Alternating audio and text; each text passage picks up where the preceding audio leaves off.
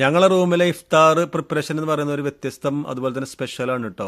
Garlic, ടൊമാറ്റർ, അതുപോലെ തന്നെ onion, പിന്നെ പുതിന, മല്ലിച്ചപ്പ്, പച്ചമുളക്, ജിഞ്ചർ, കുറച്ച് ഉപ്പും നാരങ്ങയൊക്കെ പാടെ കൂട്ടിയിട്ടൊരു അടിപൊളി ചട്നി. അതുപോലെ തന്നെ കുക്കമ്പർ, ടൊമാറ്റർ, ക്യാരറ്റ്, പച്ചമുളക്, പിന്നെ ഒനിയനൊക്കെ പാടെ ചെറുതായിട്ട് അരിഞ്ഞിട്ട് നമ്മളെ ബോയിൽ ബ്ലാക്ക് ചെന ഉണ്ടല്ലോ അതിലേക്ക് മിക്സ് ആക്കിയിട്ട് കുറച്ച് നാരങ്ങ വീഞ്ഞിട്ട് അതിലേക്കാണ് നമ്മൾ ഈ ചട്നി തയ്യാറാക്കുന്നത് കേട്ടോ. ആ ചട്നി ഈ കടലും ഭയങ്കര ടേസ്റ്റാണ്. നിങ്ങൾ വെറും കടല കഴിക്കുന്ന ആൾക്കാരാണെങ്കിൽ അതേപോലെ ഒന്ന് ചെയ്ത് കണ്ട് നിങ്ങളൊന്ന് കഴിച്ചു നോക്കൂ. നമ്മളെ റൂമിൽ ഏകദേശം ഒരു 10 വർഷത്തോളമായിട്ട് നമ്മൾ ഇതാണ് ഫോളോ ചെയ്യുന്നത് എല്ലാ റംസാനിലും.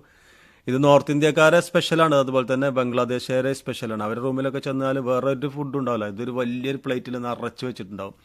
ഞാൻ കട്ടിങ്ങിനും കാര്യങ്ങളൊന്നും കൂടുതൽ കേട്ടോ, കാരണം നമ്മളെ ചെക്കന്മാരനെ ഭയങ്കര അവർ ഭയങ്കര എക്സ്പെർട്ടാണ് ഈ കട്ടിങ്ങിൽ. നിങ്ങൾ കണ്ടില്ലേ ആ ഉള്ളിയൊക്കെ കട്ട് ചെയ്യുന്നതിൻ്റെ സ്റ്റൈല്, അതുപോലെ തന്നെ ഈ കുക്കമ്പറും കാര്യങ്ങളും എല്ലാം അവരാണ് കട്ടിങ്ങിന് കേട്ടോ.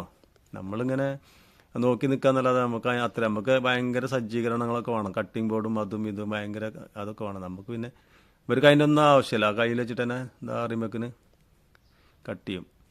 ഇന്ന് പിന്നെ ഒരു തൈര് സലാഡും കൂടി ഉണ്ട് കേട്ടോ. അതായത് ഈ കുക്കമ്പർ, അതുപോലെ തന്നെ ക്യാരറ്റ്, ഉള്ളി, പച്ചമുളകൊക്കെ പാടെ ചെറുതായിട്ട് അരിഞ്ഞത് ഇട്ടിട്ട് അതിൽ കുറച്ച് തൈരും കൂടി മറന്നിട്ട് ഒന്നിങ്ങനെ ഇളക്കിയിട്ട് കുറച്ച് ഉപ്പിട്ടിട്ട് അവൻ ഭയങ്കര ടേസ്റ്റാണ് കേട്ടോ, അടിപൊളി, രക്ഷയില്ല. അത് പിന്നെ എല്ലാത്തുക്കും പറ്റും, ബിരിയാണിക്കാണെങ്കിലും നമ്മൾ എല്ലാത്തുക്കും റൊട്ടിക്കൊക്കെ കഴിക്കും.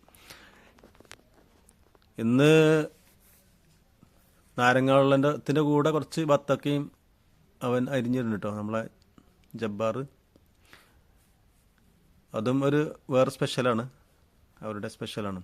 എന്തായാലും ഇന്ന് ഇഫ്താറിന് നമുക്ക് ഒരു അതിഥി കൂടി ഉണ്ട്. നമ്മുടെ നേപ്പാളിൽ നിന്നുള്ളൊരു സഹോദരനുണ്ട് നമ്മുടെ. അദ്ദേഹത്തെ എനിക്ക് വളരെ ഇഷ്ടപ്പെട്ടു. അദ്ദേഹം ഫുഡിനോടുള്ളൊരു സമീപനം എനിക്ക് ഭയങ്കര ഇഷ്ടപ്പെട്ടു. അദ്ദേഹം അന്യമതസ്ഥനാണ്, അന്യരാജ്യക്കാരനുമാണ്, എന്നാലും ഫുഡിനെ മുന്നിലിരുന്നിട്ട് ഫുഡിനോടുള്ള ഒരു ബഹുമാനം, റെസ്പെക്റ്റ് കാണുമ്പോൾ നമുക്ക് വളരെ സന്തോഷമാണ്. എന്തായാലും വീഡിയോ ഇവിടെ അവസാനിപ്പിക്കുകയാണ്. എല്ലാവരും ഇഷ്ടപ്പെടുകയാണെങ്കിൽ അത് സപ്പോർട്ട് ചെയ്യുക, അതുപോലെ കൂടെ നിൽക്കുക. താങ്ക്